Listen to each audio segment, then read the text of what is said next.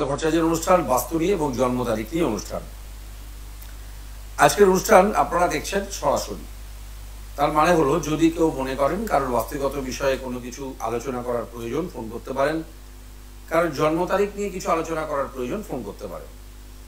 আমরা গত কয়েকদিন ধরে আলোচনা করছিলাম আমাদের ব্যক্তিগত জীবনের প্রত্যেকটি দিকের সঙ্গে বাস্তুর সম্পর্ক, কি পারপাসে কোনটা কোন দিকে কি রেসপন্স দেয় আমাদের ভালো মন্দ, সেগুলো নিয়ে একটা আলোচনার মধ্যে আমরা চলছিলাম।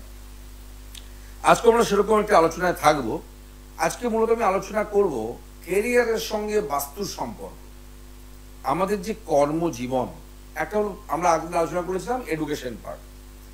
এডুকেশন কমপ্লিট হবার পর প্রত্যেকটি মানুষের তার পরবর্তী টার্গেটটা হলো একটা কর্মজীবনে প্রবেশ করা। এই কর্মজীবনের যেটা পার্টটা, সেটা বিভিন্ন ধরনের হতে পারে।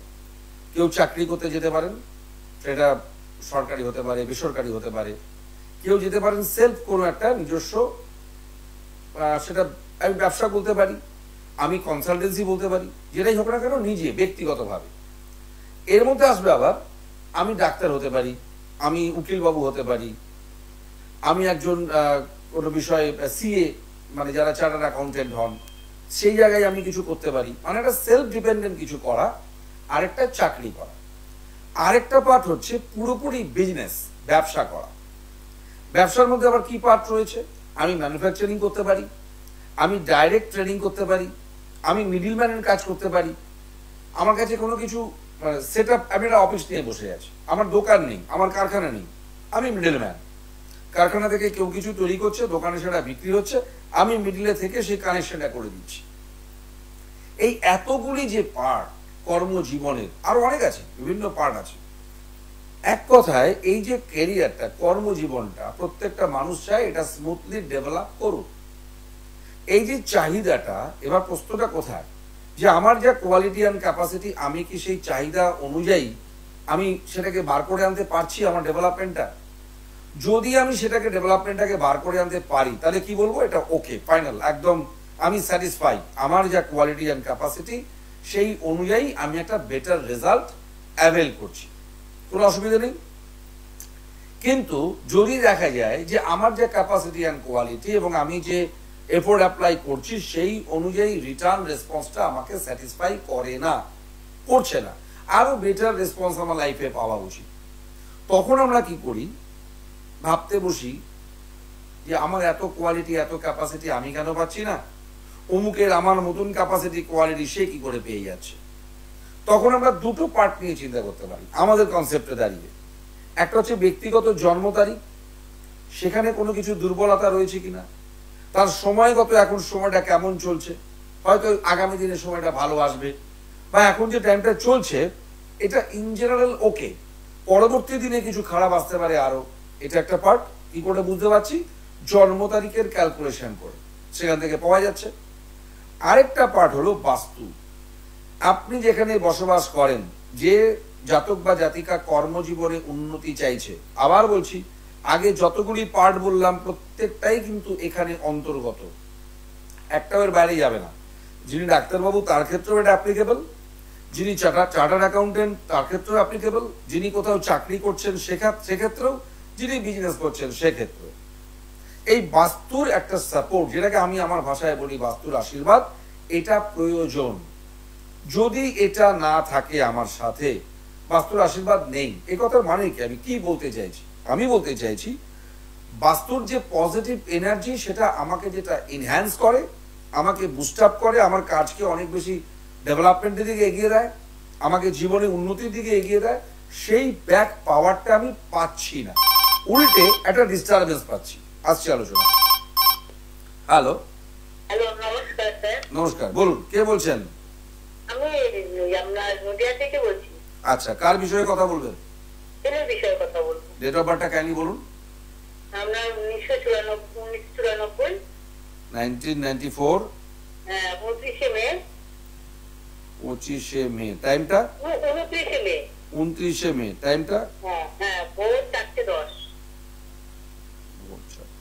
কোথায়, নদিয়াতে? না, কলকাতায়। কলকাতায় আমরা এসে আজিবাগ। কলকাতা, ঠিক আছে, কলকাতা। ভোর 4:10 AM। একটু ধরুন।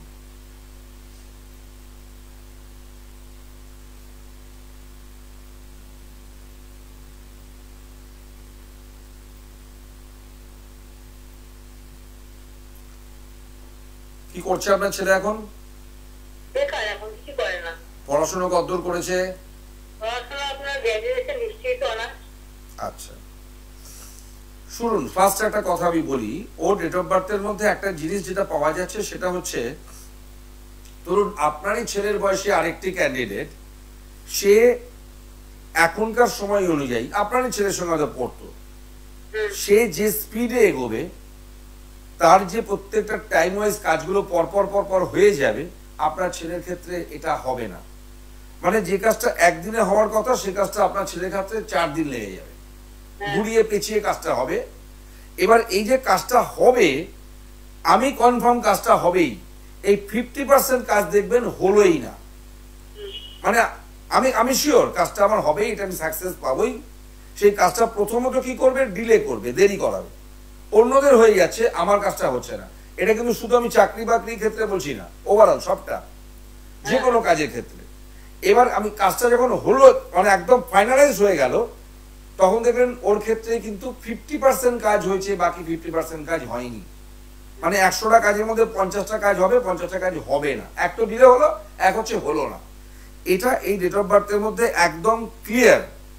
তারপরও আপনাকে আমি একটা কথা বলে রাখছি, অ্যাজ পার টাইমিং, এ বছরের 10th অগস্ট, কেমন, আপনি একটু মাথায় রাখুন, এই বছরের 10th অগস্ট থেকে শুরু করে মোটামুটি নভেম্বর, মানে নভেম্বর মাস পর্যন্ত, অক্টোবর, অগস্ট থেকে সেপ্টেম্বর, অক্টোবর, নভেম্বর, এই যে 3 মাসের একটা স্প্যান, এখানে কিন্তু একটা কিছু ভালো হবার চান্স আছে। এর মধ্যে কোনো চাকরির পরীক্ষা টরীক্ষা দেওয়া রয়েছে? না, হ্যাঁ দিয়েছিল, হয়নি। মানে সেটা ফাইনাল হয়ে গেছে? আগামী দিনে কোনো পরীক্ষা দেওয়ার আছে? একটা দেয়া হয়ে গেছে, এখন ওইটা হওয়া করছে। আচ্ছা, ঠিক আছে। আমার যেটা ক্যালকুলেশন বলছে, ওটাও হতে পারে, অগস্টের 10 তারিখের পর থেকে নভেম্বর পর্যন্ত এই যে ছোট্ট স্প্যানটা একটা ভালো রেসপন্স দেখাচ্ছে। ক্লিয়ার? আমি আপনাকে অ্যাডভাইস করব, যদি নভেম্বরের মধ্যে চাকরিটা হয়ে গেল ভালো কথা, যদি না হয় তাহলে কিন্তু একটা লং টাইম গ্যাপ, লম্বা টাইম গ্যাপ, আমার অ্যাডভাইস হবে কারোর থেকে অ্যাডভাইস নিয়ে কিছু রেমেডিয়াল সাপোর্ট ছেলেকে করে দিতে হবে। যদি অগস্ট থেকে নভেম্বর চাকরিটা হয়ে যায়, কোনো টেনশন নেই। যদি না হয় তারপরে একটা লম্বা টাইমের গ্যাপ, এই গ্যাপটা আমরা চাইবো না। কেমন? ইমিডিয়েট প্রসেস করার জন্য কিছু রেমেডিয়াল সাপোর্ট আপনার ছেলের লাগবে, সেটা কোনো ভালো এক্সপার্ট অ্যাস্ট্রোলজারের সঙ্গে যোগাযোগ করে নিন, চাইলে আমার সঙ্গে করতে পারেন, অসুবিধা নেই। এটাকে ঠিক করতে হবে আপনাকে। না হলে ধরুন একটা চাকরি পেলো, তার কিছুদিন পর চাকরিটা কিন্তু আবার নাও থাকতে পারে। সে আপনার ছেলে ছেড়ে দিক বা তারাই ছাড়িয়ে দিক, হলো না। এই জায়গাটা আপনার ছেলের ক্ষেত্রে ভীষণ রকম প্রবলেমেটিক দেখাচ্ছে। কেমন? এটাকে ঠিক করে নেবেন দিদি। যাই, তো যেখানে আমরা ছিলাম, ধরে নিন আমরা এই যে ফোনটা পেলাম, এই ক্যান্ডিডেটকে ফলো আপ করে যদি কথাটা বলি, এর এই একটা টাইম দেখাচ্ছে ভালো। এবার এই ভালো টাইমটাতে আমি কিন্তু অ্যাভেল নাও করতে পারি। কারণ কি, আমি কি বলেছিলাম, একটা হচ্ছে জন্ম তারিখ, একটা হচ্ছে আমার বাস্তু। বাস্তুর সঙ্গে আমার কর্মজীবনের একটা সম্পর্ক রয়েছে। বাস্তুর মূলত 3টে দিক মূলত আমাদের মাথায় রাখতে হবে। ফার্স্ট হলো নর্থ। আমি যে ফ্ল্যাটে থাকি, যে বাড়িতে থাকি, সেখানে নর্থে যদি কোনো বাস্তু দোষ থাকে, তাহলে এই বাড়িতে কর্মজীবনে যারা অ্যাটাচ হতে চাইছেন বা যারা অ্যাটাচ আছেন, তারা স্যাটিসফাইড রেসপন্স পাবেন না। 1। 2, সাউথ ওয়েস্ট।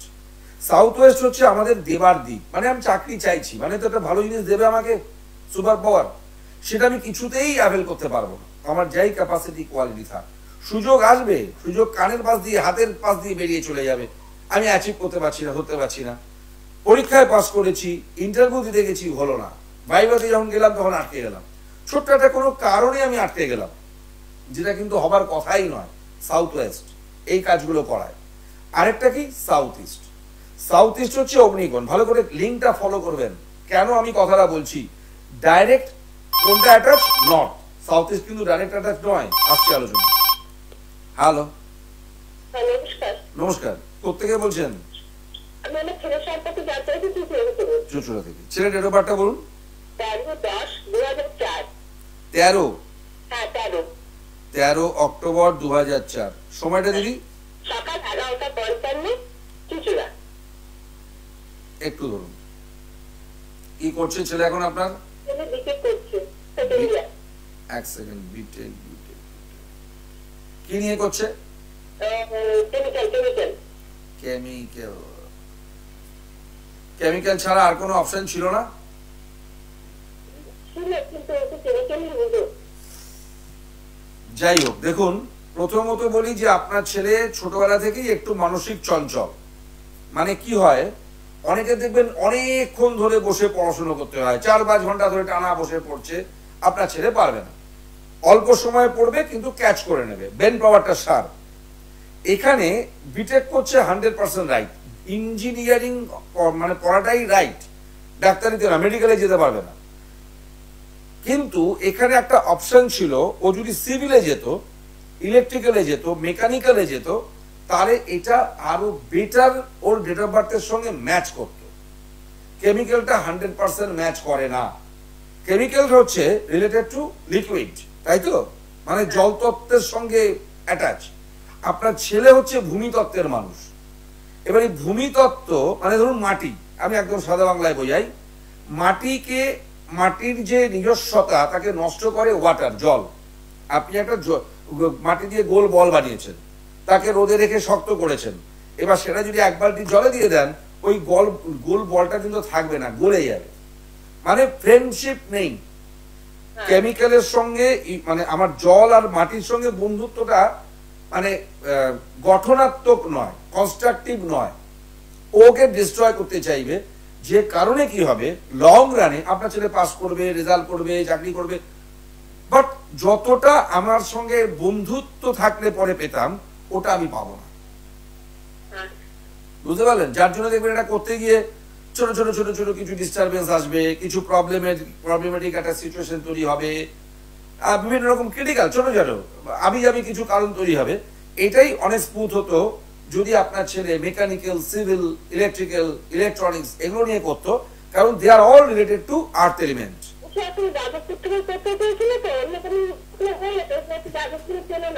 বুঝতে পেরেছি, কিন্তু এটা যদি আমি বলছি না, আমি আপনাকে একটুও কিন্তু মানে ইয়ে করছি না, যে মন খারাপ করতে বলছি না, কিন্তু আমি যখন দেখছি আপনি যদি আমার কাছে ভর্তি হওয়ার আগে আসতেন, আমি বলতাম চোখ বন্ধ করে এগুলোতে দিন। কেমিক্যালটার জন্য 80% রাইট, আর এগুলোর জন্য 100% রাইট ছিল। এবার আপনাকে আমি অ্যাডভাইস করছি, এখন কিচ্ছু করবেন না, মানে যদি আমার অ্যাডভাইস মানেন, যেমন স্মুথলি চলছে চলবে। যদি চলার পথে কখনো কোথাও কোনো ব্যারিকেড ফলো করেন, তাহলে কিন্তু সঙ্গে সঙ্গে দৌড়ে কোথাও যোগাযোগ করবেন। আপনাকে বুঝে নিতে হবে যে এটা হওয়ার ছিল না, কিন্তু হচ্ছে ডিস্টারবেন্সটা। আমি কিন্তু বলে দিচ্ছি এই রিজন হচ্ছে ওইটা, কারণ এই ওর বন্ধু নয়, ও জানিয়ে পড়ছে এটা ওর সঙ্গে 100% ম্যাচ করে না, তাই কিছু প্রতিবন্ধকতা আসতে পারে। যখনই আসবে তাকে ফ্রেন্ডশিপ করে নিতে হবে তার সঙ্গে। সেটা কি দিয়ে করব? রেমেডি দিয়ে করব। হ্যাঁ, এখন কিছু করবেন না, প্রবলেমে পড়লে ইমিডিয়েট যোগাযোগ করবেন, তখন কিন্তু আর ডিলে করবেন না। ঠিক আছে? ওকে, ভালো থাকুন। যাই হোক, ছোট্ট একটা, আমি বারবার আপনাদের বলি, একটা ফোন মানে একটা এক্সাম্পল। আমি বারবার আপনাদের বলি, এই যেমন এখন মাধ্যমিক উচ্চ মাধ্যমিক সব হয়ে গেল, এরপর সব রেজাল্ট গুলো বেরোবে, একটা ছোট্ট অ্যাডভাইস, সারা জীবনের রেসপন্স, এরপর আমি কোন স্ট্রিমে যাব, কি নিয়ে পড়বো, আমি সব কটা নিয়ে পড়তে পারি, আমার এতগুলো অপশন আছে, which one better for me, আমার জন্য, আমার ব্যক্তিগত জন্ম তারিখের সঙ্গে কোনটা টাচ। দেখুন, ইঞ্জিনিয়ারিংই পড়বো, কিন্তু কেমিক্যাল পড়বো না সিভিল পড়বো না, মেকানিক্যাল পড়বো না ইলেকট্রিক্যাল পড়বো, এটা যদি ঠিক করে নিই। যেমন বায়োলজি অনেকের জন্য শুট করে, কিন্তু বায়োলজি অনেকগুলো পার্ট আছে। বায়োলজির একটা পার্ট আমি ডাক্তার হয়ে গেলাম, আবার বায়োলজির একটা পার্ট কিন্তু আমি বায়োমেডিক্যালে চলে গেলাম, বা বায়োলজিক্যাল কোনো অ্যাডমিনিস্ট্রেটিভে গেলাম, ওটা আমার জন্য ভালো কিনা আসছে আলোচনা। হ্যালো হ্যালো হ্যালো, নমস্কার, বলুন। হ্যাঁ স্যার, আমি বিহারি থেকে বলছিলাম। আচ্ছা, কার সম্বন্ধে কথা বলবেন? আমার সম্বন্ধে জানতে চাইছি। ডেট অফ বার্থটা বলুন কাইন্ডলি। 26 জুন 1994। 26 জুন 94। সময়টা দাদা? 12টা 15 দুপুর, কলকাতা। দুপুরে, আচ্ছা, কলকাতা পিএম। কি করছেন আপনি দাদা এখন? আমি দাদা একটা মানে ব্যবসা করছি, আমি একটা চাকরির চেষ্টা করতে চাইছি গভর্নমেন্ট সার্ভিসে। দাঁড়ান একটু ধরুন, 12টা 15 বললেন না? হ্যাঁ হ্যাঁ, দুপুর কলকাতা।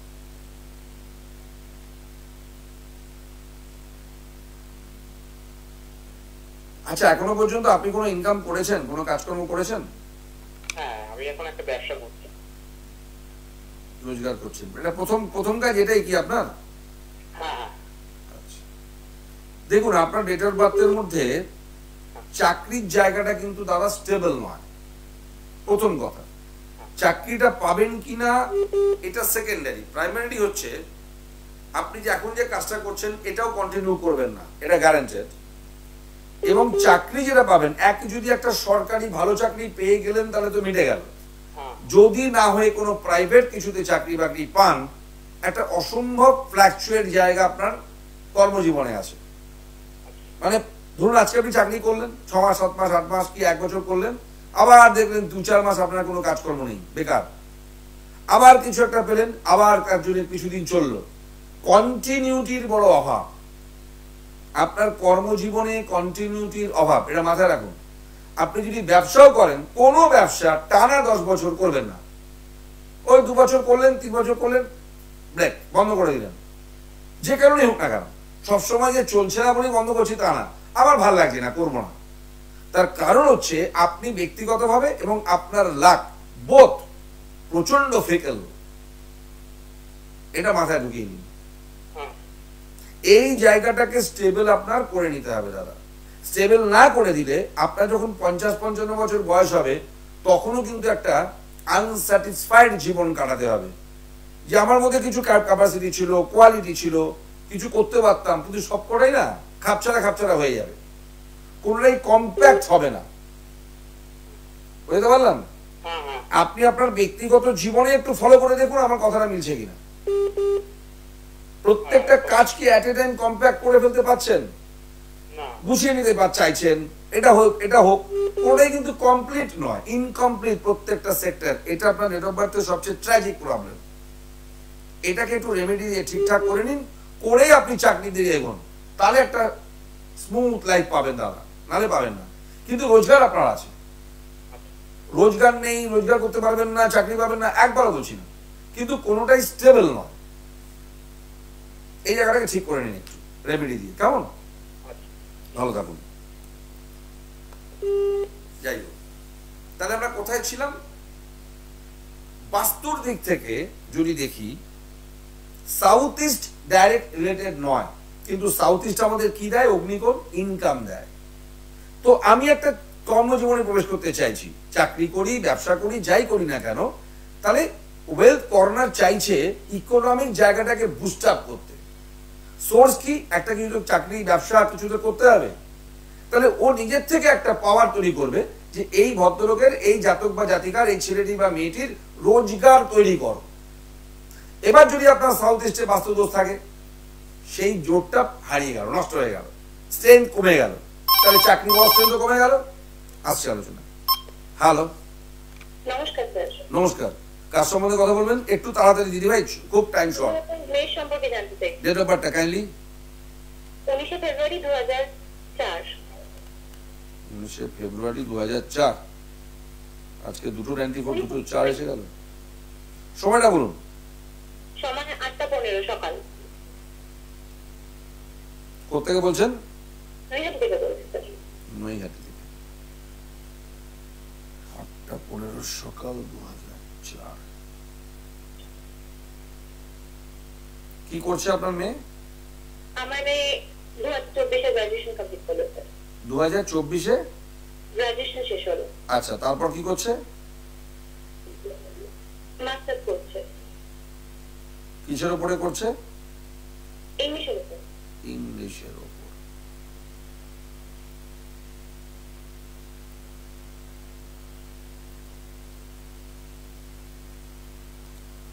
দেখুন, মাস্টার্স করছে তো ঠিক আছে, এবং যদি মনে করেন যে কোনো টিচিং লাইনে যাবে আপনার মেয়ে, কোনো ধরুন প্রফেসরি বা টিচার হওয়ার জন্য, সেই জায়গাটা কিন্তু খুব সাপোর্টিং নয়,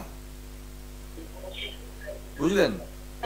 পড়াটা তো পড়ে নেবে, পড়ার জায়গাটায় কোনো বাধা বিপত্তি আসবে না, কারণ ও ব্রিলিয়ান্ট স্টুডেন্ট। আমার এখানে যা দেখাচ্ছে অসুবিধে নেই, পড়াশুনোটা করে নিতে পারবে, কিন্তু কাজের জায়গায় ও ডেট অফ বার্থের সঙ্গে এটা ম্যাচ করে না। এই ডেট অফ বার্থটা প্রপার একজন ডাক্তারের date of birth, proper doctor, অন্য কিছু না। নিটে বসে, বা তখন নিট হয়েছিল কিনা জানি না, হ্যাঁ নিট হয়ে গেছিল, নিটে বসে মেডিকেল সেক্টরে যাওয়া উচিত ছিল, অথবা বায়োটেকনোলজি মাইক্রোবায়োলজি যাওয়া উচিত ছিল। এটা পারফেক্টলি সাপোর্ট হয়নি।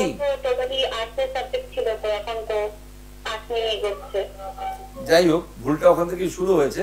ডেট অফ বার্থ অনুযায়ী এটা পারফেক্ট নয়, সুতরাং এটা আপনাকে বলতে পারি যে ইজিলি আমি একটা জব পেয়ে যাব, ইজি স্মুথলি আমার ক্যারিয়ার ডেভেলপ করবে, সেটা হচ্ছে না।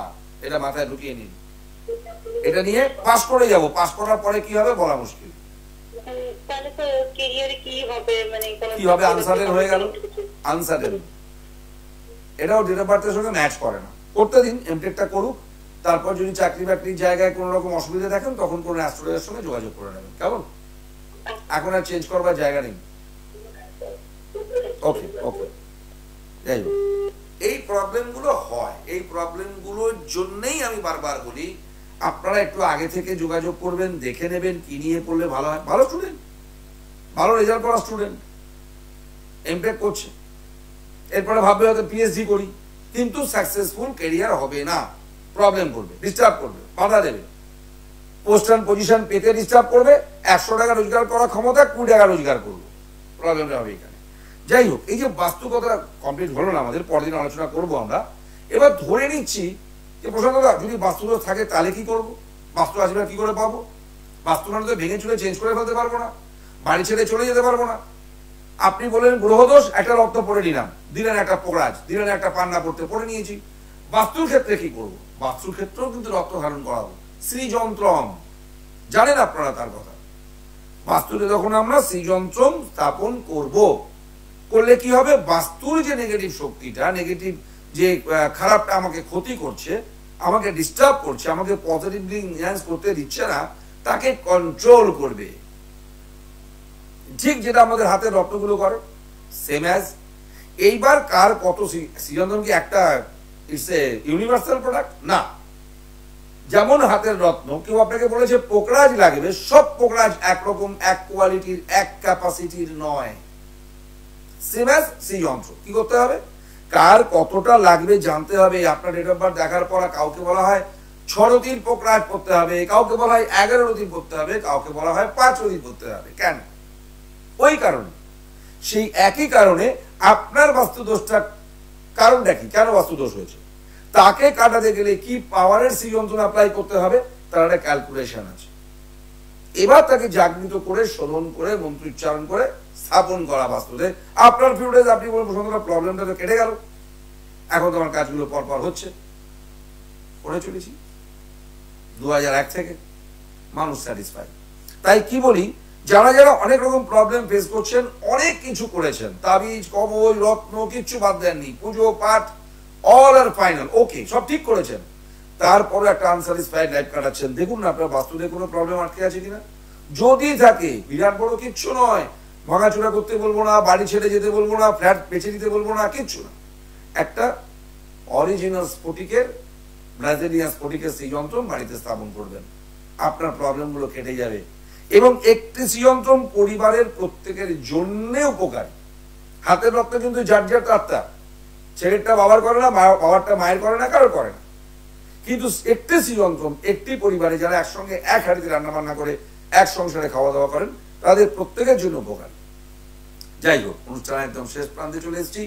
শিয়ালদায় রাজাবাজার সায়েন্স কলেজের পাশে আমার চেম্বার প্রতিদিন পাবেন, প্রত্যেকের জন্য আলাদা আলাদা টাইমিং। কেউ যদি বাস্তু ভিজিট করাতে চান, স্পটে গিয়ে ভিজিট করতে পারি, বা আপনি অনেক দূরে থাকেন, হোয়াটসঅ্যাপে আপনার বাড়ির প্ল্যান পাঠিয়ে আমার সঙ্গে যোগাযোগ করতে পারেন। কেউ নতুন বাড়ি তৈরি করবেন, প্ল্যান করিয়ে নিতে পারেন বাস্তু ওয়াইজ, আর জন্ম তারিখ নিয়ে আলোচনা, যে কোনো বিষয়। আজকের মতো বিদায় নেব, খালি একটাই কথা, সঠিক সময়ে সঠিক সিদ্ধান্তটা নিয়ে স্টেপটা বাড়ান, সাকসেস আপনার জন্য ওয়েট করছে। আজকের মতো নমস্কার, সবাই খুব ভালো থাকবেন। দূর আর দূরে